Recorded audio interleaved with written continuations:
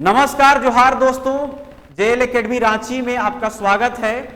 आज हम लोग जेपीएससी पेपर 2 का अध्ययन करेंगे, जिसमें एक चैप्टर हम लेंगे क्लास 2 के अंतर्गत नागवंशी शासन व्यवस्था।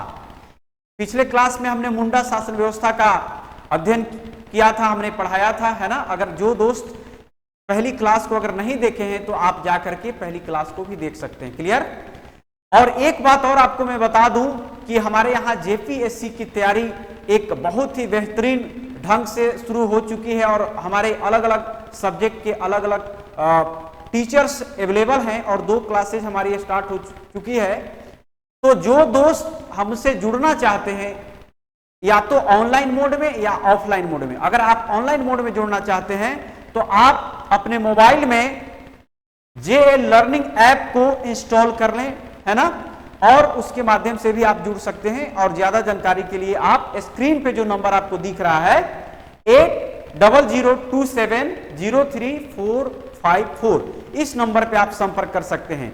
और अगर आप ऑनलाइन ना लेकर के अगर आप ऑफलाइन क्लासेज लेना चाहते हैं तो रांची में प्लाजा चौक के पास महिला पॉलिटेक्निक कॉलेज के जस्ट अपोजिट गली में हमारा संस्थान है, आप वहां भी आकर के और क्लासेस से जुड़ सकते हैं। क्लियर। और ज्यादा जानकारी के लिए आप दिए हुए नंबर पर संपर्क कर सकते हैं। दोस्तों चलिए, आज हम लोग नागवंशी शासन व्यवस्था का अध्ययन करेंगे, है ना, और नागवंशी शासन व्यवस्था का अध्ययन करेंगे। लेकिन इसके पहले एक बात मैं आपको बता दूं कि कल की क्लास में भी हमने कहा था कि सिलेबस और प्रीवियस ईयर क्वेश्चन, ये दोनों को आप अपनी प्रेमिका के रूप में यानी गर्लफ्रेंड की तरह या यूं कह ले बॉयफ्रेंड की तरह आप अपने पास रखेंगे। क्यों? क्योंकि इसको बार बार आप देखेंगे, समझेंगे, है ना, तब जाकर के प्रश्नों की नेचर, है ना, कि प्रश्न की प्रकृति क्या है, उनकी गहराई क्या है, डीपनेस क्या है और उनका विस्तार क्या, एक्सटेंशन क्या है, तभी आप समझ पाएंगे और एक सही तरीके से गाइडलाइन के मतलब तहत जो है आप अपनी तैयारी को जारी रख सकते हैं और एक सफल हो सकते हैं इस एग्जाम में, है ना। क्योंकि एग्जाम बहुत बड़ा एग्जाम होता है राज्य सेवा का, है ना, सबसे बड़ा एग्जाम होता है और आप एक अधिकारी बनने जा रहे हैं और एक प्रशासनिक अधिकारी से उपेक्षा की जाती है ना, अपेक्षा की जाती है, माफ कीजिएगा, है ना, अपेक्षा की जाती है कि उनके अंदर एक ऐसी समझ हो कि वो एक अंतिम वर्ग यानी समाज के अंतिम से अंतिम लोगों की कैसे वो जीवन का उत्थान कर सकते हैं योजनाओं के माध्यम से, उस योजनाओं को एग्जीक्यूट करके, है ना, क्रियान्वित करके। क्लियर। तो चलिए, आज हम लोग नागवंशी शासन व्यवस्था का अध्ययन करेंगे, है ना। इसके पहले हमने मुंडा शासन व्यवस्था को पढ़ा दिया है। क्लियर। चलिए, बहुत बढ़िया। अब आइए, आज हम लोग नागवंशी शासन व्यवस्था का अध्ययन करेंगे। क्लियर।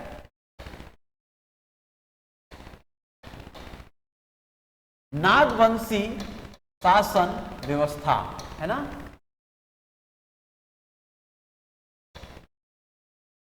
अब एक बात बताऊं दोस्तों, इस क्लासेज को मैं शुरू करने से पहले आपको मैं क्वेश्चन पहले दिखा रहा हूं, है ना। 6 और 7 जेपीएससी में जो क्वेश्चन आए हुए हैं कि क्वेश्चन किस तरह का पूछा गया है, ठीक है।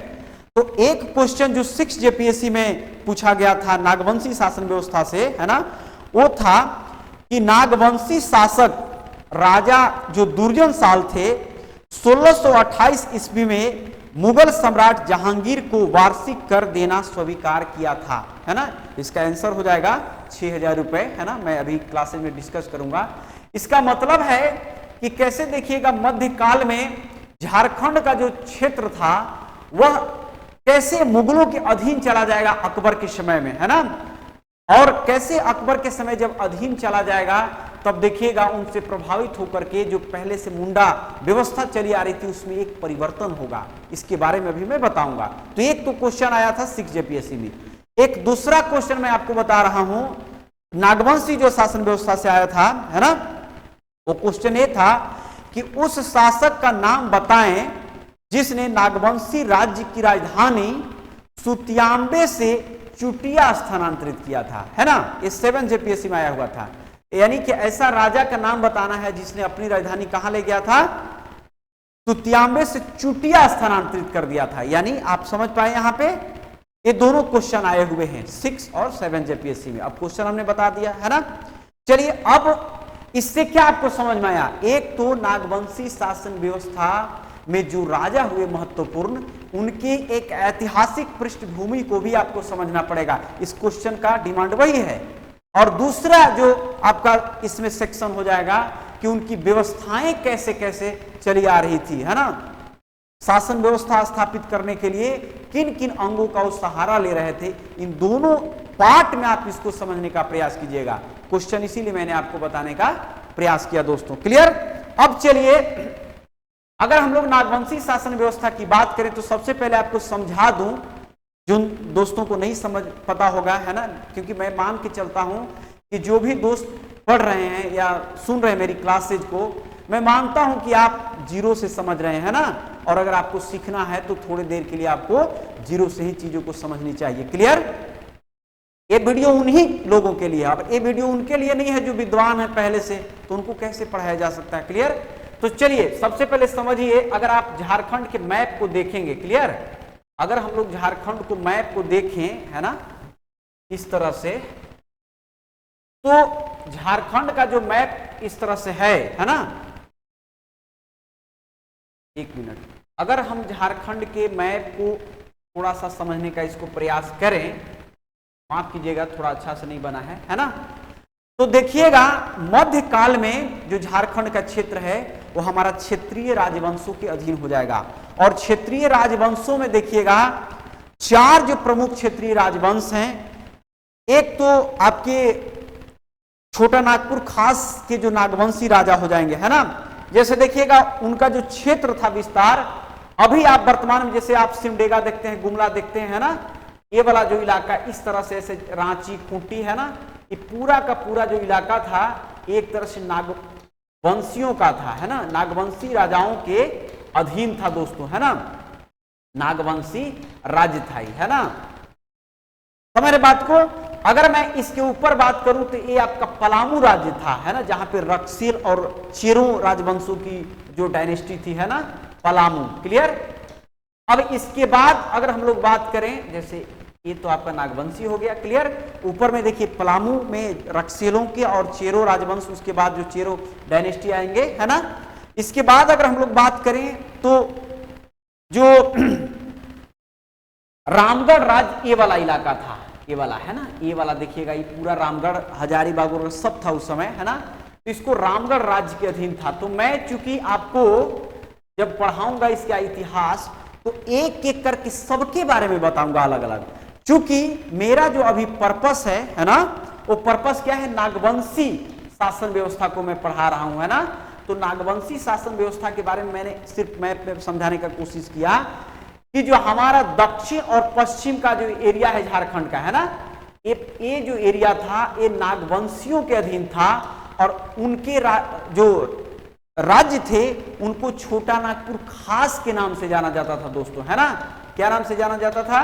छोटा नागपुर खास, है ना, छोटा नागपुर खास के नाम से जाना जाता था इनके, है ना, नागवंशियों के। अब मैं चूंकि आप क्वेश्चन का मैंने अभी जिक्र किया, तो क्वेश्चन का जो डिमांड है उसमें मैं नागवंशी राजाओं में जो कुछ जो प्रमुख राजाएं हुए उनकी जो एक महत्वपूर्ण उपलब्धियां हुई उनके बारे में आपको मैं यहां चर्चा करता हूं। क्लियर? चलिए, ये मैप को आप समझ गए होंगे अच्छी तरह से, है ना। अब अगर मैं बात करूं, सबसे पहले आपको पिछले क्लास में हमने बताया था कि कैसे शुरुआत में मुंडाओं ने क्या किया था, मुंडा राजवंश की स्थापना की थी, है ना। जैसे देखिएगा सबसे पहले मुंडा राजवंश, है ना, जो कि सुतिया नखंड के नाम से हमने बताया था आपको पिछले क्लास में। तो जो मुंडा राज था, है ना, जब मदरा मुंडा के नेतृत्व में इनके अंतिम जो शासक हैं, इसके बाद देखिएगा अंतिम जब शासक है मदरा मुंडा, तब देखिएगा एक फनी मुकुट राय हैं। ऐसा माना जाता है कि वो बनारस की एक ब्राह्मण कन्या की पुत्र थे, है ना। वो एक अलग कहानी है, क्योंकि उस कहानी से आपके परीक्षा के दृष्टिकोण से वो महत्वपूर्ण नहीं है, इसलिए मैं यहाँ पे आपका समय को बर्बाद नहीं करना चाहता। क्लियर? यहाँ पर मूल बात समझिए, कहीं कहीं बुक्स में लिखा हुआ है कि 64 ईस्वी में, है ना, 64 ईस्वी में फनी मुकुट राय हैं एक, है ना, और जो फनी मुकुट राय हैं उनके नेतृत्व में, है ना, फनी मुकुट राय के नेतृत्व में नागवंशी राजवंश की स्थापना हो जाएगी। और एक इतिहासकार है जे रीड, है ना, उनका नाम है जे रीड, है ना, उन्होंने कहा है कि नहीं, दरअसल नागवंशियों की जो स्थापना हुई थी, है ना, वो स्थापना 10वीं शताब्दी के आसपास हुई है ना। जे रीड साहब बोलते हैं कि इनकी जो स्थापना हुई है नागवंशी शासन व्यवस्था की, वो 10वीं सदी में, है ना। तो अगर मुझसे आप जानना चाहें कि क्योंकि ये व्यवहारिक रूप से ज्यादा करीब, सत्य के करीब दिखता है ना जे रीड का, क्लियर, यहां तक बात समझ पा रहे होंगे। तो देखिएगा नागवंशियों की स्थापना सबसे पहले फनी मुकुट राय साहब करते हैं, क्लियर, इसीलिए इनको आदि पुरुष भी कहा जाता है, क्लियर, आदि पुरुष के नाम से भी ये जाने जाते हैं, पहली बात। दूसरी बात कि इन्होंने अपनी राजधानी जो है कहां बनाया, सुतियांबे को बनाया, क्लियर, सुतियांबे। अब बोलिए, आप पूछेंगे कि सुतियांबे अभी वर्तमान में किस क्षेत्र को बोलते हैं? तो वर्तमान में अगर आप रांची में आएंगे तो रांची से पिठौरिया एक जगह है ना, पतरातू घाटी तरफ जाने के लिए रिंग रोड से जब आगे जाएंगे तो जो पिठौरिया है वर्तमान का, है ना, पिठौरिया, उसी को बोला जाता है एक तरह से सुतियांबे, क्लियर। तो फनी मुकुट राय साहब ने क्या किया कि अपनी राजधानी को क्या किया, सुतियांबे बनाया। और इनकी जो एक महत्वपूर्ण चीज है, क्योंकि मुंडा जो राज्य व्यवस्था चली आ रही थी, है ना, तो मुंडा राज व्यवस्था चली आ रही थी, उन्हीं की चीजों को एक कंटिन्यूअस लेके चलेंगे। और इनमें एक जो चेंजेज हुआ कि इन्होंने क्या किया कि अपने शासन व्यवस्था में गैर आदिवासियों को भी शामिल किया, है ना। ये चीज आप समझने का प्रयास करिएगा कि फनी मुकुट राय साहब ने क्या किया कि गैर आदिवासियों को भी, है ना, प्रश्रय दिया, यानी शामिल किया अपने शासन व्यवस्था में। यहां तक बात समझ पा रहे होंगे। और बहुत ज्यादा परिवर्तन इन्होंने नहीं किया, जो मुंडा शासन व्यवस्था चली आ रही थी उन्हीं को कंटिन्यूअस किया। यहां तक बात मेरी आप समझ पा रहे होंगे, क्लियर। चलिए, अब इसके बाद जो दोस्त एक शासक हैं महत्वपूर्ण, जिनका नाम है भीमकर्ण, है ना। दूसरा जो एक महत्वपूर्ण शासक हैं भीमकर्ण। एक बात यहीं पे आपको मैं बता दूं कि भीमकर्ण से पहले भी अगर देखा जाए तो जैसे मुकुट राय हैं, मदन राय हैं, प्रताप राय, अलग अलग बहुत सारे शासक हुए, क्लियर, यहां तक बात को समझ पा रहे होंगे। और प्रताप राय भी जो हैं उन्होंने राजधानी को चूटिया ले गया था, अभी मैं बताऊंगा थोड़ी देर में, क्लियर। तो जो भीमकर्ण साहब हैं इन्होंने क्या किया, सबसे पहले देखिएगा कि कर्ण की उपाधि लेते हैं। और कर्ण की उपाधि क्यों लिए, क्योंकि मध्य प्रदेश में देखिएगा एक कलचुरी राजवंश था और कलचुरी राजवंश से इनकी संपर्क हुई थी, है ना। और एक तरह से वैवाहिक संबंध स्थापित हुआ, जिसके कारण उससे प्रभावित होकर इन्होंने जो राय की उपाधि थी उसको हटा करके कर्ण की उपाधि धारण किए थे, क्लियर। यहां तक बात समझ पा रहे होंगे। तो भीमकर्ण साहब ने क्या किया, है ना, कि राय की जो उपाधि थी उसको छोड़ दिया, है ना। राय की उपाधि के स्थान पर क्या किया, कर्ण की उपाधि, है ना, कर्ण की उपाधि धारण की। यहां तक बात समझ पा रहे होंगे। और दूसरी बात जो है वो समझिए, जो कर्ण की उपाधि क्यों धारण किए, किससे प्रभावित है, तो कलचुरी राजवंश से, है ना। कलचुरी राजा भी कर्ण की उपाधि धारण करते थे, तो कलचुरी राजवंश से क्या करते थे, प्रभावित थे, है ना, कलचुरी राजवंश से प्रभावित थे। यहां तक बात समझ में आ गया होगा आपको, प्रभावित होकर के, क्लियर दोस्तों। और अगर बात करें भीमकर्ण का शासन व्यवस्था कहीं कहीं मिलता है, तो इनका जो शासन व्यवस्था है 1095 ईस्वी से लेकर के, यानी एडी से लेकर के 1184 ईस्वी तक, है ना, ईस्वी की मैं बात कर रहा हूं, इसके बीच में देखिएगा, है ना, भीमकर्ण का एक तरह से शासन व्यवस्था था। यहां तक बात समझ गए। अब देखिए एक बात और है कि भीमकर्ण के ही समय में, जैसे कि देखिएगा पलामू में, पलामू जो राजवंश है उस समय रक्सेल राजाओं की एक तरह से शासन व्यवस्था थी, क्लियर।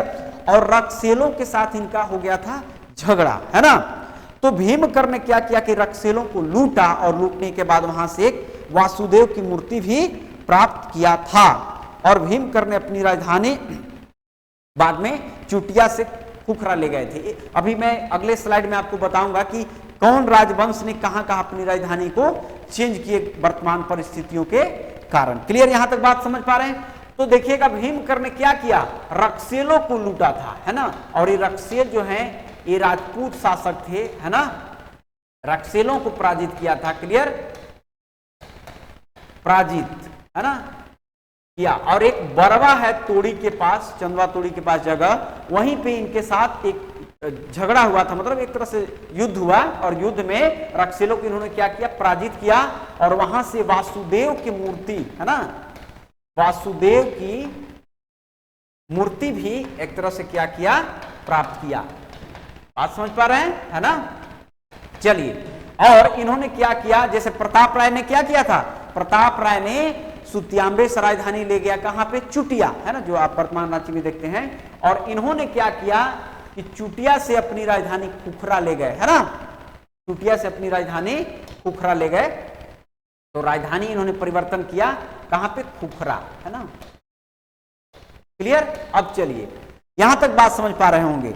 इसके बाद देखिएगा एक शिवदास कर्ण है ना, महत्वपूर्ण शासक, सिर्फ मैं नाम बता रहा हूं, शासक तो बहुत हुए लेकिन सबके बारे में आपको जानना नहीं है। शिवदास कर्ण जो आपके परीक्षा के दृष्टिकोण से ज्यादा महत्वपूर्ण है, उसी को आपको समझना है ना, शिवदास कर्ण। क्योंकि एक बात और मैं आपको बता रहा हूं दोस्त, कि अगर देखिए ज्ञान का तो अथाह होता है ना, कोई लिमिटेशन नहीं होता है। अगर आपको बहुत ज्यादा ज्ञान की प्राप्ति करनी है तो आराम से आप यूनिवर्सिटी में रिसर्च कर सकते हैं ना, उपाधि धारण कर सकते हैं। यहां पर देखिएगा सिविल सर्विस में एक चीज खासियत है, सिलेबस में आपका लिखा रहता है सामान्य अध्ययन, है ना।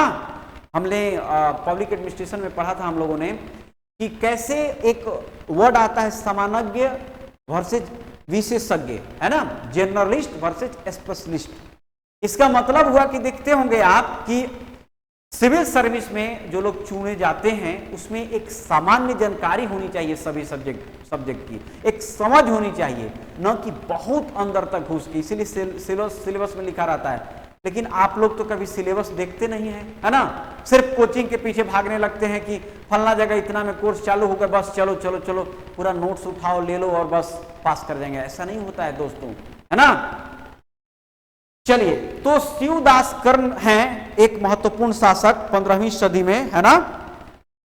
और इनका 15वीं सदी लिखा जाता है, एग्जैक्ट इनका टाइम नहीं है कहीं। और इन्होंने एक बात जो महत्वपूर्ण किया था कि गुमला में हापा मुनि मंदिर है ना। तो गुमला में हापा मुनि मंदिर का स्थापना किया था, हापा मुनि, है ना, हापा मुनि मंदिर की स्थापना। गुमला में इन्होंने क्या किया, स्थापना, हापा मुनि मंदिर की स्थापना इन्होंने किया। किसने, शिवदास कर्ण ने, है ना। और यहां पर देखिएगा एक मराठा ब्राह्मण शिवनाथ देव से यहां पर मूर्ति की स्थापित करेंगे। और ये जो हापा मुनि मंदिर है ना दोस्तों, ये भगवान विष्णु का, है ना, भगवान विष्णु का मूर्ति स्थापित है यहाँ पे, है ना, भगवान विष्णु का मूर्ति है, भगवान विष्णु की मूर्ति। क्लियर। तो यहां पर देखिएगा कि मराठा, एक चूंकि मराठाओं का भी संपर्क हो रहा था इस क्षेत्र में, उस समय मध्यकाल की बात है। क्लियर। तो वहां पर देखिएगा कि एक मराठा ब्राह्मण है जिनका नाम है ना, सियानाथ देव, है ना, एक मराठा ब्राह्मण है। क्लियर, मराठा ब्राह्मण हैं सियानाथ देव, है ना। और इनके द्वारा इस मूर्ति को क्या किया गया, इन्होंने स्थापित करवाया। यहां तक बात समझ पा रहे होंगे आप। इसके बाद देखिएगा नागवंशियों ने क्या किया, समय समय पर, अगर आप बात जैसे मध्यकाल में हमने बताया ना कि मुगलों के समय कैसे आक्रमण होने लगा और धीरे धीरे यहां पर कंप्लीटली टैक्स इंपोज कर दिया जाएगा, यानी कि आपको देना ही देना है। क्लियर। और जब टैक्स देना ही देना है तब क्या होगा, धीरे धीरे लोग, यहाँ के लोग भी जनता से टैक्स लेने लगेंगे, क्योंकि मुगलों से पहले जो है नागवंशी राजा टैक्स नहीं लिया करते थे, ये भी ध्यान रखिएगा। क्लियर।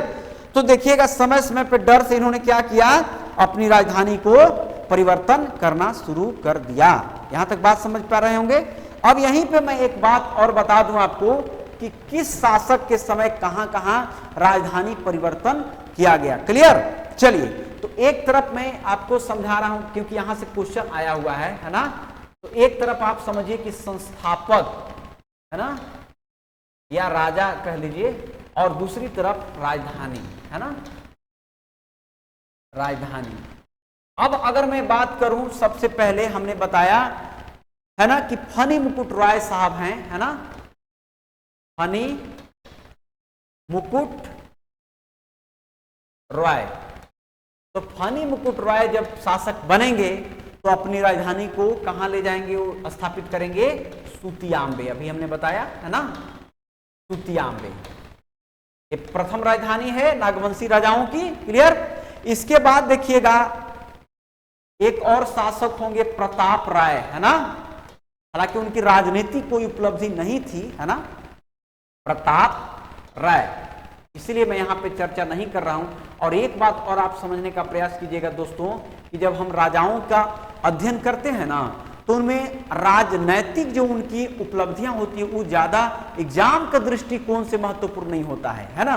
उनकी जो सांस्कृतिक है ना, धार्मिक, सांस्कृतिक, आर्थिक उनकी जो उपलब्धियां होती हैं वो ज्यादा महत्वपूर्ण हो जाता है एग्जाम के पॉइंट ऑफ व्यू से। इस बात को आप जरूर समझने का प्रयास कीजिएगा।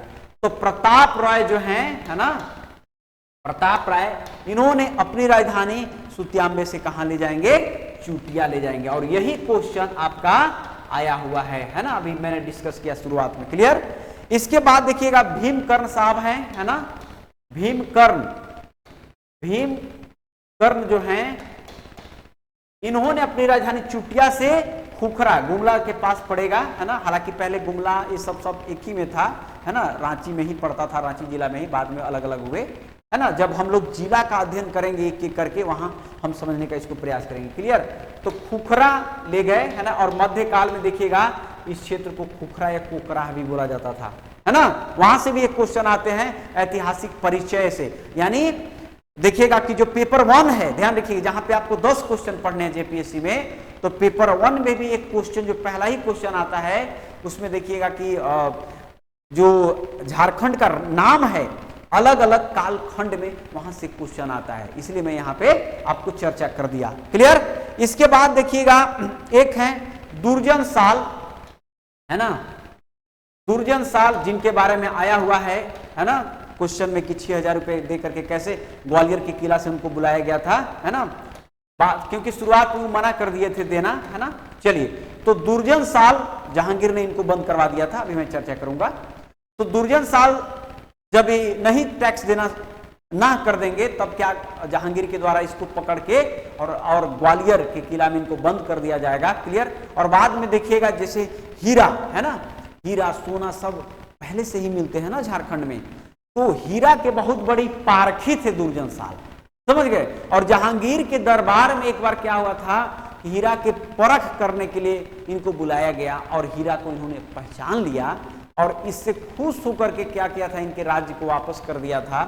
और फिर भी देखिए, शासक तो शासक होता है दोस्तों, शासक का एक ही पर्पस होता है, चाहे आप प्राचीन काल के शासक ले लीजिए, मध्यकाल के, चाहे वर्तमान में आप आज देखते हैं जितने भी आपके प्रतिनिधि हैं सब शासक ही हैं। उनका एक ही पर्पस होता है कि किसी भी प्रकार से हम अपनी सत्ता में बने रहें, है ना, चाहे जो भी नीतियां अपनानी पड़े। क्लियर।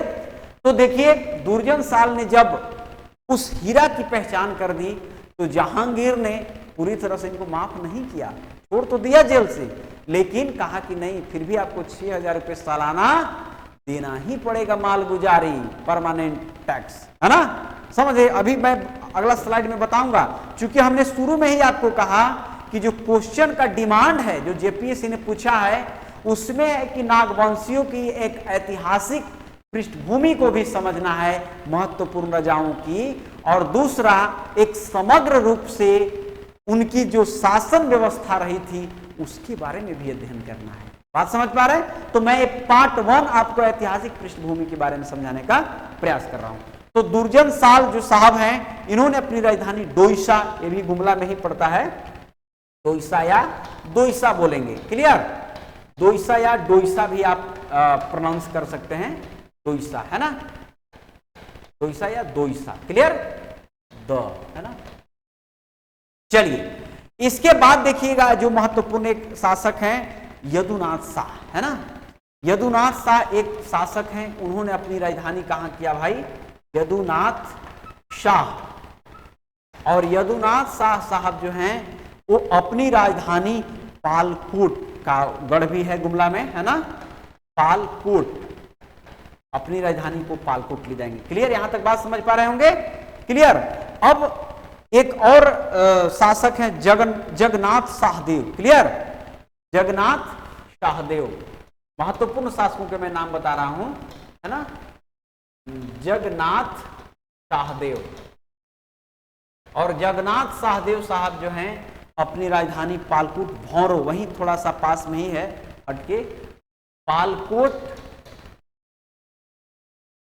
भौरो, है ना, अपनी राजधानी को स्थापित करेंगे। क्लियर। इसके बाद एक जो अंतिम शासक होंगे नागवंशी राजाओं की, उसमें प्रताप उदयनाथ शाहदेव की बात करेंगे हम लोग, है ना, उदयनाथ शाहदेव। क्लियर दोस्तों, उदयनाथ शाहदेव। और ये अपनी राजधानी रातूगढ़ करेंगे। कहां पे, रातूगढ़। अगर रांची में आप आएंगे तो देखिएगा, है ना, काठी टाण जो है, काठी मोड़, है ना, रिंग रोड के पास, आप देखिएगा अभी भी गढ़ है वहां पे, रातूगढ़, है ना। तो ये नागवंशियों का अंतिम राजधानी है रातूगढ़। क्लियर, समझ पा रहे हैं। तो मैं इसका जिक्र इसलिए किया चूंकि जेपीएससी ने क्वेश्चन 7 जेपीएससी में क्वेश्चन आया हुआ था, है ना, कि कौन सा शासक था उसने सुतियांबे से चुटिया राजधानी ले गया था। तो हो सकता है अगली बार कोई और शासक के बारे में आपसे पूछा जा सकता है। क्लियर, ये बात तो आप समझ गए अप्रोच को। क्लियर दोस्तों, चलिए बहुत बढ़िया। अब मैं जो बात करना चल रहा हूं इसका जो पार्ट 2 शासन व्यवस्था का, नागवंशियों का, इसमें देखिए कि नागवंशी राजाओं ने कैसे व्यवस्था को स्थापित किया। क्लियर। तो हमने क्या कहा आपको शुरू में ही कि नागवंशी शासन व्यवस्था, है ना, नागवंशी शासन व्यवस्था की स्थापना किया जाएगा किसके द्वारा भाई, फनी मुकुट रॉय साहब के द्वारा, है ना, फनी मुकुट रॉय के द्वारा, फनी मुकुट रॉय, है ना। अब फनी मुकुट रॉय साहब जब इसका स्थापना करेंगे इस व्यवस्था का, तो हमने क्या कहा आपको कि मदरा मुंडा और उनकी जो टीम थे एक तरह से दत्तक पुत्र थे, है ना, और मुंडाओं ने इनको घोषित किया था राजा। क्लियर, समझ रहे मेरी बात को। तो देखिएगा कि फनी मुकुट रॉय साहब ने क्या किया कि जो पहले से चली आ रही थी व्यवस्था, है ना, उसमें कोई परिवर्तन नहीं करेंगे, है ना। हमने बता दिया कि फनी मुकुट रॉय साहब ने अपनी राजधानी सुतियांबे बनाया, है ना, प्रथम इनको आदि पुरुष भी कहा, वो सब बता दिया हमने। अब ये देखिएगा, ये जो प्रथम सदी से लेकर के यानी 64 ईस्वी अगर हम लोग मान भी लें कि 64 ईस्वी में इन्होंने क्या किया था, अपनी शासन व्यवस्था को स्थापित किया था, तो प्रथम सदी से लेकर के, क्लियर है ना, देखिएगा प्रथम सदी या ईस्वी कह लीजिए या सदी कह लीजिए, सॉरी सदी कह लीजिए, तो प्रथम सदी से लेकर के और 16वीं, है ना, सदी तक, है ना, 16वीं सदी तक, है ना, इन्होंने क्या किया नागवंशी राजाओं ने कि पहले से जो मुंडाओं की जो व्यवस्था चली आ रही थी उसमें कोई परिवर्तन नहीं किया, है ना, कोई परिवर्तन नहीं किया, है ना, कोई परिवर्तन नहीं किया। यहां तक बात समझ पा रहे होंगे। अब यहां पर मैं बताने के प्रयास कर रहा हूं, अगर आप प्राचीन काल में ले लीजिए, चाहे मौर्यों की शासन व्यवस्था हो, मौर्योत्तर में, गुप्तोत्तर में, हर्षवर्धन, है ना, इनके समय में भी देखिएगा ना बहुत ज्यादा झारखंड क्षेत्र प्रभावित नहीं था। अगर मैं गुप्तों की बात कर लूं, है ना, गुप्त राजवंशों ने थोड़ा सा किया था, है ना, समुद्रगुप्त के समय में थोड़ा सा प्रभावित हुआ था, है ना, लेकिन बहुत ज्यादा प्रभाव। इसके बाद देखिएगा गौड़ शासक जो शशांक था, है ना, उसका भी थोड़ा सा प्रभाव था, लेकिन बाद में बहुत ज्यादा प्रभावित नहीं था। और झारखंड क्षेत्र चूंकि जंगल झाड़ से पूरा बसा पड़ा था अंदर में, तो किसी प्रकार की कोई दिक्कत नहीं थी, है ना, और जनता भी मस्त, राजा भी मस्त, है ना, किसी प्रकार की कोई दिक्कत नहीं थी। सल्तनत काल की अगर मैं बात करूं, है ना, सल्तनत काल जैसा कि आप जानते हैं कि कैसे 1206 ईस्वी में शुरुआत हो जाएगा और सल्तनत काल से लेकर के, है ना, 1206 से लेकर के 1526 आप देखते हैं जब तक कि बाबर की स्थापना ना हो जाता है ना, है। तो इनके बीच का जो दौर है सल्तनत काल, ये सब हिस्ट्री का पार्ट है, अलग से मैं बताऊंगा, है ना, फर्स्ट पेपर में आप पढ़ेंगे, मैं ज्यादा उधर नहीं घुसना चाह रहा हूं। सल्तनत काल में भी देखिएगा झारखंड क्षेत्र में बहुत ज्यादा फर्क नहीं पड़ेगा। एक आध दो शासक, उनके जो सेनापति हैं, वो अपने दुश्मन का, है ना, पीछा करने के लिए, बंगाल जाने के लिए, उड़ीसा जाने के लिए पीछा करते हुए भले झारखंड क्षेत्र से गुजरेंगे, लेकिन बहुत ज्यादा इनका प्रभाव नहीं रहेगा। यानी कि मूलतः टैक्स लेने के लिए या बहुत लंबे समय तक उन पर वो कंट्रोल करने की बात नहीं करेंगे। तो लगभग 9 के बराबर यहाँ पर है ना, सल्तनत काल में। क्लियर, समझ पा रहे हैं? यानी कि सल्तनत काल में, है ना, सल्तनत काल में कोई प्रभाव नहीं है झारखंड क्षेत्र में नागवंशी राजाओं में। लेकिन अगर मुगलों की बात करें हम लोग, तो मुगल में भी अगर चाहे बाबर हो, हुमायूं हो, उनके समय में भी कोई मतलब नहीं है। लेकिन अकबर के समय देखिएगा 1585 ईस्वी में झारखंड तरफ प्रभाव पड़ेगा। क्लियर, और यही कारण है कि जब 1585 में, है ना, 1585 ईस्वी में जब अकबर, है ना, अकबर का प्रभाव पड़ेगा, अकबर का नियंत्रण होगा झारखंड क्षेत्र में, छोटा नागपुर खास के क्षेत्र में नियंत्रण हुआ, है ना। तब जब नियंत्रण हुआ तब वो लोग का एक ही काम था, क्या, कि टैक्स दो, मालगुजारी। एक तो मेरी अधीनता स्वीकार करो और दूसरा ज्यादा से ज्यादा आप क्या करो, टैक्स दो, राजस्व दो, है ना। और उसी में कोई राजा मुडियल होते थे, नहीं देते थे, कोई राजा डर जाते थे, दे देते थे। यहां तक बात समझ पा रहे हैं?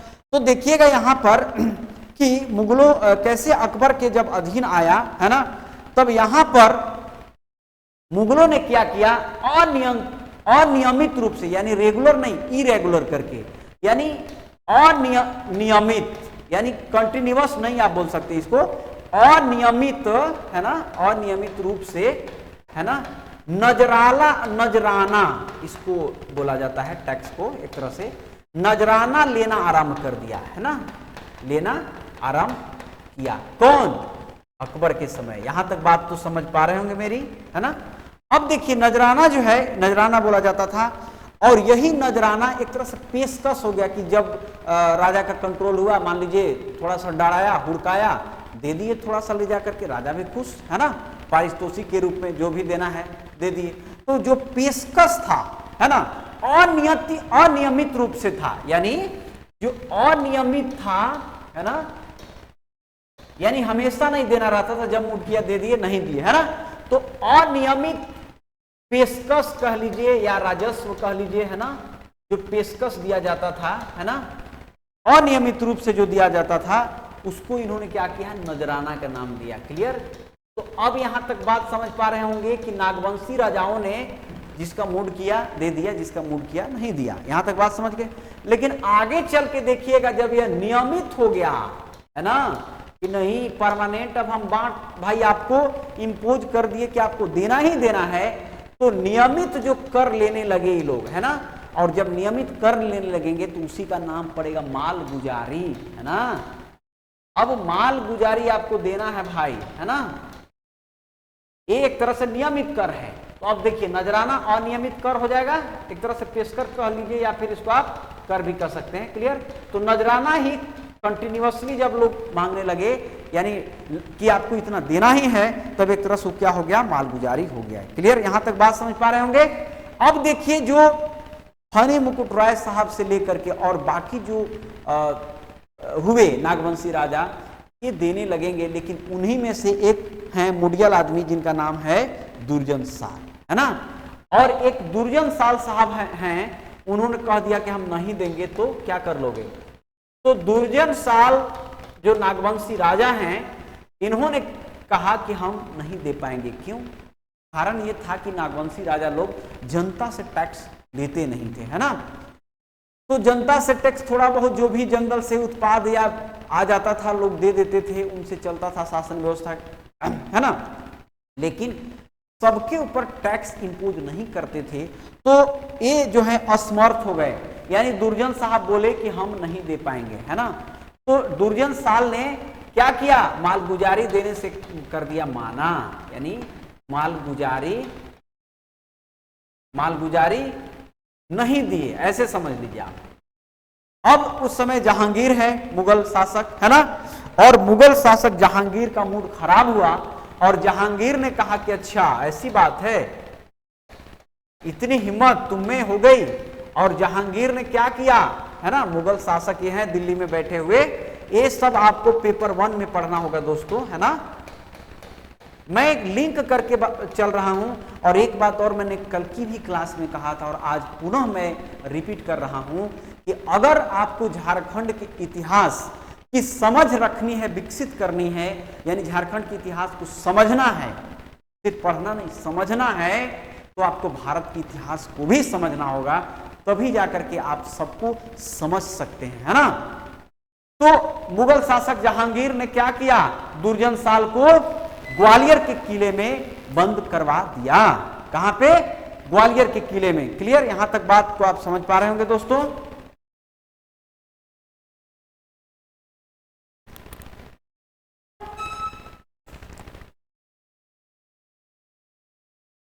तो ग्वालियर के किले में क्या किया इन्होंने, दुर्जन साल को इन्होंने क्या किया, एक तरह से कैद करवा लिया। क्लियर दोस्तों। अब किस लिए कैद करवाया, क्योंकि दुर्जन साल का मूड हो गया था खराब, ठीक है, और दुर्जन साल ने कहा कि भाई हम नियमित टैक्स यानी जो मालगुजारी है वो नहीं दे पाएंगे। क्लियर, अब जब नहीं दे पाएंगे तो इनको किला में बंद करवा लिया, है ना। अब ये जो दुर्जन साल हैं ये 1616 ईस्वी से लेकर के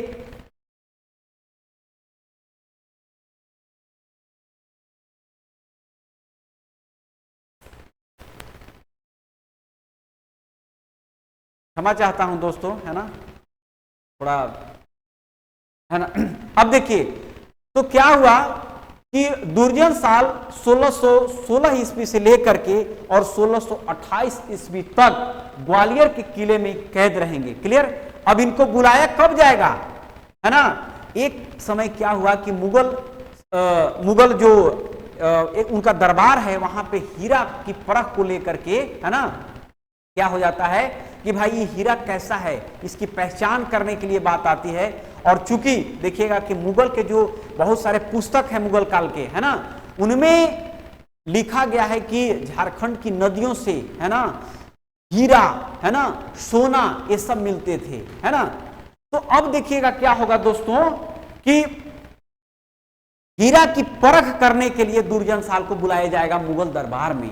अब जाएंगे दुर्जन साल साहब, है ना, और दुर्जन साल साहब जब जाएंगे तो हीरा को पहचान लेंगे और इससे क्या होगा कि जहांगीर जो है खुश हो जाएगा और इनको रिहा कर देगा। तो देखिएगा कि दुर्जन साल साहब को, है ना, दुर्जन साल को इन्होंने कैद किया कहां पे, ग्वालियर के किला में, है ना, ग्वालियर, जो कि आप एमपी में देखते हैं ना, ग्वालियर के किले में इनको क्या कर लिया था, कैद, है ना। और कैद कर लिया कब किया इन्होंने, 1616 ईस्वी में, है ना, और 1616 से लेकर के 1628 में ये बाहर निकलेंगे। कहीं कहीं आपके किताब में 1627 भी लिखा रहेगा, तो आप इस पे ज्यादा एग्रेसिव नहीं होइएगा कि आपने 1628 ही क्यों बताया, है ना।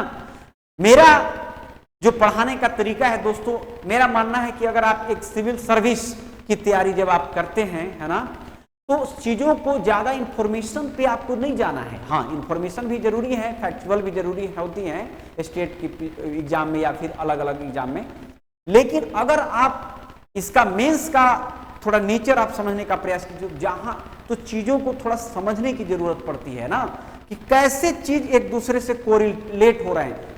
मतलब इतिहास को भी आपको पढ़ना है तो एक साइंटिफिक तरीका से, है ना, यानी एक वैज्ञानिक तौर तरीका से चीजों को कोरिलेट करके पढ़ेंगे तो बहुत मजा आएगा इतिहास। और इतिहास बहुत अच्छा सब्जेक्ट है, भले लोग कहते हैं कि अच्छा सब्जेक्ट नहीं है, लेकिन उनको इतिहास के बारे में सही समझ नहीं होता है। क्लियर। अब देखिए तो इनको जब रिहा कर दिया जाएगा तब जहांगीर कहेगा कि ठीक है भाई, आप ज्यादा तो नहीं लेकिन 6000 रुपया जो है ना, आप सालाना मुझे आप सालाना मालगुजारी दिया करना, है ना। सालाना जो है एक तरह से मालगुजारी देने की बात हुई। किसने कहा, सालाना मालगुजारी जो देने की बात है 6,000 रुपया, क्लियर। और ये जो 6,000 रुपया है दोस्तों सालाना, है ना, सालाना मालगुजारी देने की बात हुई। और यही क्वेश्चन आपका जेपीएससी में पूछा हुआ है, जो कि हमने पहले ही आपको डिस्कस किया। मैं बार बार इस बात पे जोर दे रहा हूं कि जब आप पढ़ना शुरू करते हैं तो सिलेबस रखिए और पिछले साल जो पूछे गए हैं जेपीएससी के द्वारा क्वेश्चन जरूर रखें, तभी आपको सही एक तरीका मिलेगा। यहां तक बात समझ गए होंगे दोस्तों, क्लियर। अब चलिए, हमने कहा कि जो नागवंशी राजा हैं वो शुरुआत में जनता से टैक्स नहीं लेते थे, लेकिन बाद में क्या करेंगे, वो टैक्स लेना शुरू कर देंगे। क्यों लेना शुरू कर देंगे? क्योंकि आप देख पा रहे हैं कि मुगलों ने कैसे उनसे टैक्स इंपोज कर दिया, मालगुजारी रेगुलर लेना आरंभ कर दिया, क्लियर। यहां तक बात समझ पा रहे होंगे। अब देखिए क्या हुआ कि नागवंशी राजाओं ने उस टैक्स को कलेक्शन करने के लिए, है ना, जागीरदार एक शब्द आएगा आपके पास, है ना, जागीरदार। हालांकि ये जो शब्द है मुगलों के द्वारा दिया हुआ शब्द है जागीरदार, है ना, और वहीं से ये वर्ड यहां भी आ जाएगा नागवंशियों में। तो जागीरदार का मतलब हो गया कि टैक्स को कलेक्ट करने वाला, राजस्व को संग्रहित करने वाला, है ना। तो राजस्व संग्रहण करने हेतु एक व्यक्ति है, एक पद है का नियुक्ति करेंगे, है ना, राजस्व संग्रहण कर्ता के रूप में नियुक्त करेंगे, है ना। अब देखिएगा कि मुगलों ने जागीरदार तो नियुक्ति किया, लेकिन आगे चल के जो मानकी थे, मुंडा शासन व्यवस्था में हमने कहा था ना मानकी, है ना, तो जो पढ़ा के प्रमुख या कहीं कहीं पट्टी भी लिखा रहता है, तो मानकी जिनको इन्होंने क्या कहा, भूइहर नाम दिया। नागवंशियों, ध्यान रखिएगा, फिर से एक बार क्लियर कर दूं, जागीरदार एक वर्ड आएगा मुगलों के द्वारा, लेकिन उसी का रूप है, नाम परिवर्तन है, जिसका नाम रहेगा, है ना, यहां पर भूइहर, है ना। जो भूइहर हैं उनको भूइहर कहा कि किसने कहा, भूइहर, भूइहर, है ना, ये नागवंशी राजाओं ने कहा, है ना, भूइहर, जो कि पढ़ा या कहीं कहीं पट्टी के जो प्रमुख होते थे, मानकी, पहले हमने बताया है कल के भी क्लास में। तो मानकी जो लोग थे उन्हीं को इन्होंने क्या कहा, भूइहर, और उन्हीं को इन्होंने सौंपा नागवंशियों ने, किस लिए, राजस्व संग्रहण करने के लिए। यहां तक बात समझ पा रहे होंगे। क्यों भाई? क्योंकि मुगलों ने क्या किया, कर दिया कि आपको देना ही देना है। यहां तक बात क्लियर समझ में आ रही होगी। अब देखिए ध्यान से आगे थोड़ा सा और क्या परिवर्तन होगा दोस्तों। आगे चल के आप देखिएगा कि मुगलों के बाद जब अंग्रेजों का आगमन हो जा रहा है ना, भारत में, और अंग्रेजों ने अपनी शासन कैसे ईस्ट इंडिया कंपनी के द्वारा शासन व्यवस्था इंपोज करेंगी, तो एक वर्ड आपको पढ़ना होगा भारत के इतिहास में 1757, ये बड़ी फेमस है, इसको आपको जानना चाहिए। ये जो ईस्वी सन है तो 1757 प्लासी है ना, ये बंगाल में पड़ता है, आप जानते होंगे। मैं यहाँ प्लासी में नहीं घुस रहा हूँ, सिर्फ संदर्भ दे रहा हूँ आपको समझने के लिए, है ना। ये मत बोलिएगा कि आप झारखंड का इतिहास पढ़ाते पढ़ाते चले गए भारत के इतिहास पढ़े, नहीं दोस्तों, सब एक दूसरे से जुड़ा हुआ चीज है ना।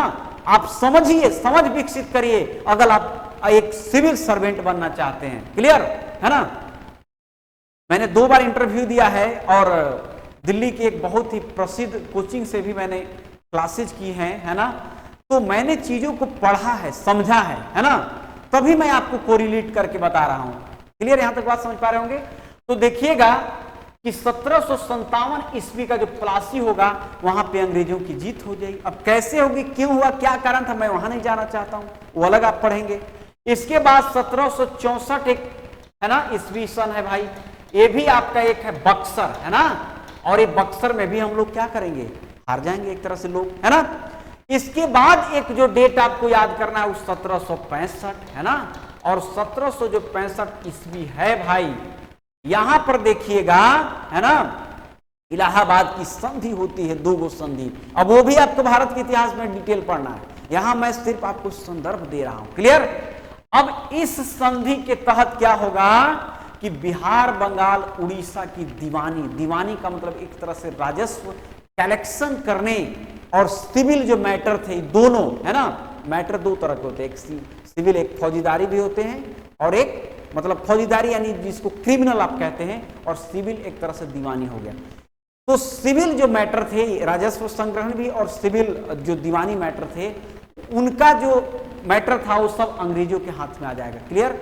और देखिएगा यहाँ पे जो मुगल शासक हैं जहांगीर, इनके द्वारा देखिएगा कि बिहार, बंगाल, उड़ीसा की दीवानी मिल जाएगी, यानी राजस्व संग्रहण करना पूरी तरह से अंग्रेजों के अधीन आ जाएगा। और देखिएगा कि सिर्फ बंगाले में नहीं, क्योंकि झारखंड भी तो बंगाल का ही प्रांत था ना, तो देखिएगा झारखंड क्षेत्र में भी प्रवेश होगा इसी समय। और यही वह दौर है, आप याद करिएगा आगे चल के जब मैं पढ़ाऊंगा जनजातियों का विद्रोह, जहां पे पहला आपको मैं बताऊंगा ढाल विद्रोह, है ना। और वहां पर कैसे देखिएगा सिंहभूम तरफ से अंग्रेजों का प्रवेश हो रहा है दोस्तों झारखंड में। समझ पा रहे हैं ना, कोरिलेट कर पा रहे हैं एक दूसरे को, चीजों को। तो यहां पर देखिएगा कि 1765 में जब क्या होगा, बिहार, है ना, बिहार, बंगाल, है ना, उड़ीसा, ये सब एक ही में था दोस्तों। इन सब का क्या हो जाएगी कि दीवानी मिल जाएगी, यानी राजस्व संग्रहण करने का एक तरह से पावर कह लीजिए, है ना। दीवानी मिली किनको, अंग्रेजों को, है ना। अब जब मिल जाएगी तब देखिएगा अब इससे झारखंड में भी जो नागवंशी शासन व्यवस्था है उन पर प्रभाव पड़ेगा कि नहीं पड़ेगा, समझ रहे मेरी बात। अब ईस्ट इंडिया कंपनी को जब दीवानी मिल जाएगी, क्लियर है ना, दीवानी मिल गई किसको, ईस्ट इंडिया कंपनी के रूप में जो अंग्रेज थे, है ना, ईस्ट इंडिया कंपनी, है ना। तो ईस्ट इंडिया कंपनी के रूप में जब इनको दीवानी मिल जाएगी तब देखिए क्या होगा। अब ईस्ट इंडिया कंपनी ने क्या किया कि जो नागवंशी राजा हैं उनको पटना काउंसिल, पटना में काउंसिल था और पूरा जो झारखंड का इलाका है ना वो सब उसके अधीन कर दिया गया। यानी अब पटना काउंसिल से ही सारा मैटर देखा जाएगा इन क्षेत्रों का, समझ रहे हैं दोस्तों, है ना, बिहार का या फिर झारखंड वाला पूरा जो इलाका है। क्लियर। तो अब देखिएगा जो नागवंशी, है ना, जो नागवंशी राजा हैं, है ना, उनको किसके अधीन कर दिया जाएगा, पटना काउंसिल, है ना, पटना काउंसिल के अधीन कर दिया जाएगा, है ना, अंग्रेजों के द्वारा, यानी ईस्ट इंडिया कंपनी। यहां तक बात समझ पा रहे होंगे। और देखिएगा फोर्ट विलियम एक अधिकारी हैं, है ना, और उनको छोटा नागपुर में कर वसूलने के लिए दे दिया जाएगा। एक फोर्ट विलियम करके अधिकारी हैं, उनका नाम है फोर्ट विलियम, है ना, फोर्ट विलियम। और फोर्ट विलियम एक अधिकारी हैं, इनको झारखंड क्षेत्र से टैक्स कलेक्शन करने के लिए जिम्मेवार दे दिया, या उनको पावर दे दिया जाएगा, एक तरह से अथॉरिटी दे दिया जाएगा। यहां तक बात को समझ पा रहे होंगे दोस्तों, है ना। इसके बाद देखिएगा आगे चल के 1773 में, है ना, 1773 में देखिएगा दोस्तों एक कलेक्टर आएंगे बन के, है ना। कलेक्टर का मतलब जिसे आज जो आप देखते हैं डीएम, डीसी वगैरह, तो अब तो चूंकि उनका कार्य का विस्तार हो गया है ना, उनके पास पावर बहुत है, बहुत सारे काम करने पड़ते हैं। लेकिन अंग्रेजों के समय देखिएगा कैसे कार्नवालिस के समय जो सिविल सेवा शुरू हुआ था, तो वहां पे मूल जो काम उनका होता था ना वो राजस्व का संग्रहण करना, इसीलिए उनको नाम कलेक्टर बोला जाता था।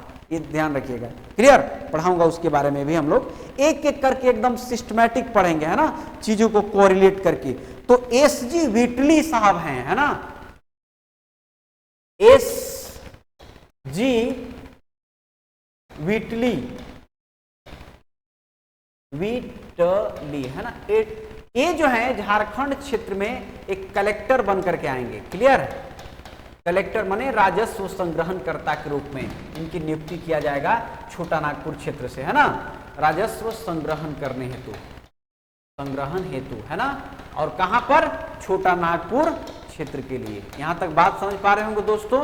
ये कब की कहानी है, ये कहानी है 1773 में। याद रखिएगा 1773 में रेगुलेटिव एक्ट भी आएगा, जब हम पॉलिटी का भी पढ़ेंगे, राज व्यवस्था, जहां पे कि संवैधानिक ऐतिहासिक पृष्ठभूमि की बात करेंगे, संवैधानिक इतिहास की बात करेंगे कि कैसे संविधान निर्माण के लिए अंग्रेजों ने ईस्ट इंडिया कंपनी के नेतृत्व में, ईस्ट इंडिया कंपनी में जब बहुत सारी भ्रष्टाचार आ जाएंगी तो उनको रेगुलेट करने के लिए ब्रिटिश यानी लंदन के पार्लियामेंट में कानून बनेगा रेगुलेटिंग एक्ट। मैं वहां नहीं जा रहा हूं, सिर्फ संदर्भ आपको दे रहा हूं, समझिए चीजों को। जब आप पढ़िए तो अपने दिमाग को खोल करके एक होलिस्टिक अप्रोच में पढ़ेंगे, तभी आप एक सही आपके अंदर समझ विकसित होगी। यहां तक बात समझ गए?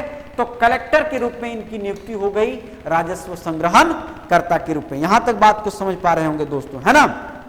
चलिए अब देखिएगा 1780 की कहानी है आगे चल के, और 1780 में देखिएगा एक रामगढ़ ट्रैक बनाया जाएगा, मतलब पूरा इलाका को मिला करके रामगढ़ ट्रैक, जहां से वो कंट्रोल करेंगे, है ना, रामगढ़ ट्रैक के नाम से। और रामगढ़ जो ट्रैक बनेगा इसमें देखिएगा छोटा नागपुर खास, रामगढ़ और चतरा, इन सबको मिला करके बनाया जाएगा, है ना। अभी हमने मैप में शुरू में ही बताया था आपको कि किन किन क्षेत्रों में छोटा नागपुर खास बोला जाता था, है ना।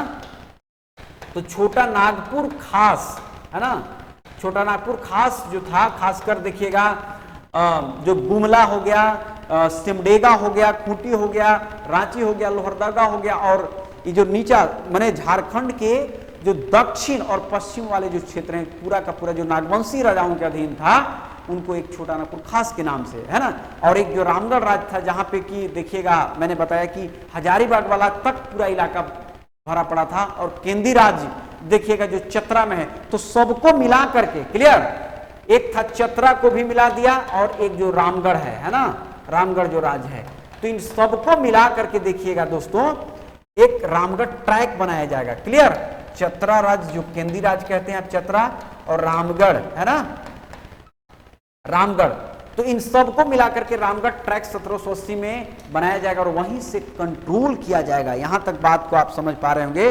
और इसका संचालन शेरघाटी से, यानी जो गया के पास है ना, चतरा के बाद आप जब देखिएगा पलामू चतरा के बाद आगे जब आप बिहार का बॉर्डर सटिएगा तो शेरघाटी का क्षेत्र है, वहां से इसका संचालन किया जाएगा। क्लियर, और इसके लिए चोपमैन को नियुक्त किया जाएगा, है ना,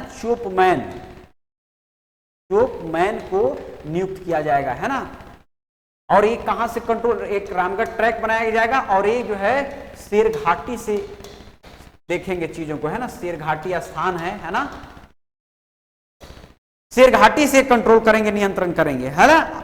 और आगे चल के देखिएगा दोस्तों, आगे चल के अगर हम लोग बात करें तो कैसे अंग्रेजों ने 1793 में, है ना, अस्थाई बंदोबस्त यानी परमानेंट सेटलमेंट जो सिस्टम ला रहे हैं, इसने किया था उस समय लॉर्ड कॉर्नवालिस, है ना, लॉर्ड कॉर्नवालिस, इसको सिविल सेवा का जनक भी कहा जाता है दोस्तों, है ना। तो लॉर्ड कॉर्नवालिस के समय में देखिएगा 1793 ईस्वी में, हालांकि जब मैं आपको पढ़ाऊंगा अलग से भारत का इतिहास, तो उसमें आप देखिएगा कि जो 1793 में जो अस्थाई बंदोबस्त आया वो एक दिन में नहीं आ गया था। हालांकि इसके पहले से भी अंग्रेजों ने प्रयोग के आधार पे 1 साल के लिए 2 साल के लिए किए थे टैक्स कलेक्शन करने के लिए, लेकिन बाद में देखिएगा इन्होंने 1793 में परमानेंट सेटलमेंट कर देंगे, ठीक है। तो इसी को इन्होंने नाम दिया अस्थाई बंदोबस्त, है ना, टैक्स वसूलने के लिए कि बार बार के चक्कर झंझट से हटो, एक बार एकदम फिक्स कर देंगे राजाओं की, नहीं कि आपको इतना देना ही है। क्लियर, आप क्या चाहे उत्पादन हो या ना हो, है ना, ये इनकी जो राजस्व नीति थी, है ना। तो अस्थाई बंदोबस्त की नीति जब आएगी तो अब एक बात बताइए दोस्तों, अगर अंग्रेज भारत पर ब्रिटिश प्रांतों के लिए सिस्टम लागू कर रहे हैं तो क्या झारखंड प्रभावित नहीं होगा? अवश्य होगा, यानी भारत के सभी प्रांत प्रभावित होंगे। क्लियर, और उसमें झारखंड भी उससे अछूता नहीं रहेगा। और यही कारण है देखिएगा कि 1793 में जब अस्थाई बंदोबस्त लागू किया गया तो अब देखिए क्या किया, अस्थाई बंदोबस्त जब लागू हुआ तब कॉर्नवालिस ने कितना दिमाग लगाया। अंग्रेज तो थे भाई, बहुत दिमाग वाले थे, है ना, यूं ही नहीं पूरे वर्ल्ड पे उनका कंट्रोल हो गया था। ब्रिटेन देखिएगा तो एक मुर्गी की तरह छोटा सा एरिया में, लेकिन ब्रेन देखिए, क्योंकि सबसे पहले पुनर्जागरण यूरोप से ही आरंभ हो रहा है और उन्होंने पहले ही अपने दिमाग को खोल लिया, है ना, और खोल लिया वो एक अलग टॉपिक है, विश्व इतिहास का, है ना। मैं उधर नहीं, सिर्फ को रिलेट कर रहा हूं, और कैसे पूरे वर्ल्ड को कंट्रोल कर लेंगे, है ना, दिमाग के आधार पे, ब्रेन के आधार पे। तो यहां पर भी देखिएगा लॉर्ड कॉर्नवालिस ने क्या किया कि अस्थायी जब बंदोबस्त लागू करेगा, तब अब देखिएगा जब अंग्रेजों के अधीन क्षेत्र आ जाएगा, तो अब जो झारखंड के जो राजा है नागवंशी शासक, वो अब राजा न रह करके अब उनके जागीरदार हो जाएंगे, है ना, जमींदार कह लीजिए। यानी अस्थायी बंदोबस्त को ही क्या कहा गया, एक तरह से जमींदारी व्यवस्था, है ना, जमींदारी व्यवस्था। और जमींदारी व्यवस्था में देखिएगा जो नागवंशी राजा हैं, है ना, जो नागवंशी शासक हैं, है ना, उनको अब एक तरह से क्या बना दिया अंग्रेजों ने, जमींदार बना दिया दोस्तों, जमींदार बना दिया, है ना। यानी अब क्या हो गए, अब उस सिर्फ और सिर्फ क्या करेंगे, जमींदारी व्यवस्था में क्या था कि आपको अगर मान लीजिए 10 केजी टैक्स कलेक्ट करना है, तो उसमें 1 केजी आपको देंगे, है ना, और बाकी 9 केजी आप पहुंचा दीजिएगा अंग्रेजों के पास। अब देखिए जमींदारी व्यवस्था में क्या हो जाएगा कि जनता के ऊपर शोषण बढ़ जाएगा, क्योंकि अगर मान लीजिए जो जमींदार हैं उनको 1 केजी तो प्रॉफिट मिलेगा ही, लेकिन वो क्यों 1 केजी लेंगे, थोड़ा ज्यादा से ज्यादा लेंगे, वसूलेंगे, है ना। तो हर तरह से शोषण आरंभ हो जाएगा जमींदारी व्यवस्था के अंतर्गत अस्थायी बंदोबस्त में। तो मूल रूप से यहां पर देखिएगा कि क्या किया अंग्रेजों ने कि नागवंशी राजाओं को क्या कर दिया, नागवंशी राजाओं को जमींदार बना दिया, यानी अब वसूलने की बात कर दिए, है ना। चलिए बहुत बढ़िया दोस्तों, अब इसको पूरे सिस्टम को अगर मैं थोड़ा सा समराइज कर दूं नागवंशी व्यवस्था को, है ना, बहुत कम समय में अगर मैं इसको समराइज करूं, है ना, 2-3 स्तर पे, तो सबसे पहले देखिएगा कि ग्राम के स्तर पर, है ना, ग्राम स्तर। अब देखिए जो ग्राम स्तर पे नागवंशी शासन व्यवस्था में क्या क्या चीजें थी, है ना। ग्राम स्तर पर 2 लोग हैं, एक महतो, है ना, एक है महतो बोला जाता था, महतो, और दूसरा एक व्यक्ति है जिसका नाम है भंडारी, है ना, ग्राम के स्तर पे। इसको मैं समराइज कर रहा हूं नागवंशी व्यवस्था को। तो महतो जो है एक तरह से क्या है, गांव के प्रमुख हैं, है ना, गांव के प्रमुख को उस समय बोला जा रहा है महतो, है ना, गांव का प्रमुख। यहां तक बात समझ गए। और भंडारी की अगर हम लोग बात करें दोस्तों, तो खेती करने वाला या भंडारण करने वाला आप कह सकते हैं, है ना। तो खेती करने वाला या करवाने वाला कह लीजिए, या भंडारण करना, अनाजों का भंडारण करने वाला। तो ये 2 लोग हैं, है ना, ये गांव के स्तर पे नागवंशी शासन व्यवस्था के अंतर्गत, ठीक है। अब अगर दूसरा हम लोग पट्टी की बात करें, है ना, पट्टी स्तर, या पट्टी को ही हमने कहा है कहीं कहीं पढ़ा भी बोला जाता है, हर जगह नहीं, है ना। तो पट्टी के स्तर पर या पढ़ा के स्तर की हम लोग बात करें, तो यहां पर भी 2 लोग महत्वपूर्ण हो जाएंगे, है ना। 2 लोग कौन कौन महत्वपूर्ण होंगे, एक होंगे भूइहर और दूसरा पाहन, है ना। एक हो जाएंगे कौन दोस्तों, भूइहर, है ना, भूइहर। अब जैसे कि हमने कहा ना कि जो मानकी होते थे पट्टी के प्रमुख, उन्हीं को भूइहर कहा, किसने, नागवंशी राजाओं ने। तो भूइहर एक हो जाएंगे, और जो दूसरा जो पद है वो है पाहन, है ना, पाहन। क्लियर बात समझ पा रहे होंगे। अब देखिए यहां पे जो भूइहर का काम क्या है, गांव से टैक्स कलेक्शन करना, है ना, यानी जनता से मालगुजारी वसूलना है, जनता से मालगुजारी वसूलना, है ना, जनता से मालगुजारी वसूलना। और पाहन का धार्मिक काम इनका रहेगा ही, है ना। अब पट्टी के इनका धार्मिक काम है पट्टी के स्तर पे, क्लियर, धार्मिक कार्यों का एक तरह से क्या है, संपादन, है ना, धार्मिक कार्यों का एक तरह से संपादन करना काम रहेगा। यहां तक बात समझ पा रहे हैं। और अगर हम लोग बात करें राज्य के स्तर पर, है ना, राज्य के स्तर पर, तो राज्य के स्तर पर देखिएगा क्या होगा दोस्तों, है ना, नागवंशी शासन व्यवस्था के अंतर्गत महाराज। अब जिसे देखिएगा होता क्या था कि एक राजा, अब राजा को जमींदार बना दिया, तो अब वो भी अपने असिस्टेंट, है ना, नियुक्त कर लिए, है ना। तो अब वो अपने आप को महाराज हो जाएंगे, है ना। देखते होंगे आप प्राचीन काल में भी पढ़ते होंगे कि राजा बहुत सारे इतने लंबे चौड़े पद लेते थे, राजा, धीराज, महाराज, चक्रवर्ती, सम्राट। समझ रहे हैं बात को, है ना। तो अब देखिए यहाँ पर 3 लोग हैं महत्वपूर्ण। एक तो है राजा ना कहला के अभी महाराजा कहलाएंगे, क्लियर, महाराजा, है ना। दूसरा एक वर्ड है दीवान और तीसरा एक पांडे, दीवान और एक वर्ड है आपका पांडे। ये 3 वर्ड जो हैं आप समझने का प्रयास कीजिएगा। किस स्तर पे? राज्य के स्तर पे, नागवंशी शासन व्यवस्था के अंतर्गत।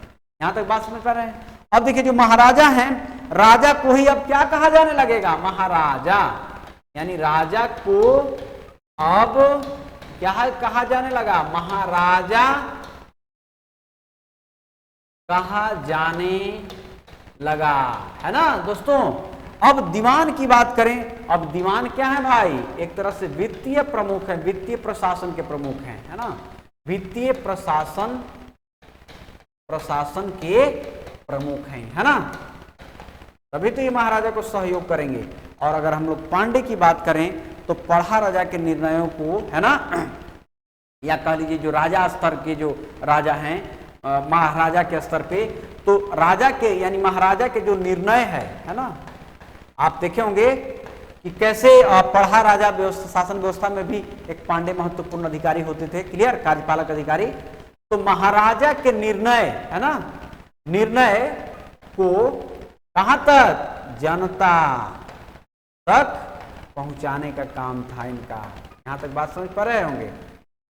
तो इस तरह से जो है दोस्तों हमने आपको नागवंशी शासन व्यवस्था के बारे में डिटेल्स में आपको बताने का मैं प्रयास किया, है ना। और ये वीडियो कैसा लगा? आप अपना अमूल्य जो है जरूर अपना सजेशन दीजिएगा, है ना, कमेंट के माध्यम से, और लाइक कीजिएगा, शेयर कीजिएगा दोस्तों के पास अगर अच्छा लगे, है ना। और एक बार मैं आपको फिर से पुनः आपसे मैं बता दूं आपको कि हमारी क्लासेस रेगुलर आरंभ हो गई है ना, ऑनलाइन और ऑफलाइन दोनों ही मोड में, है ना। और जितना जल्द अगर आप जुड़ना चाहते हैं जुड़ जाइए, क्योंकि जहां तक मुझे लग रहा है कि 17 मार्च को एग्जाम व्यक्तिगत रूप से मुझे नहीं लगता कि इतना जल्दी संभव है इतने कम समय में। लेकिन अगर हो भी जाता है तो कोई बात नहीं, उसके लिए भी हम लोग को रेडी रहना है। लेकिन इसका जो सिलेबस है एक बहुत ही विस्तृत अध्ययन का डिमांड करता है, तभी जाकर के आप एक सिविल सर्विस के रूप में नियुक्त होते हैं, सिविल सर्वेंट के रूप में। क्लियर दोस्तों? तो चलिए आज के लिए इतना ही, है ना। धन्यवाद।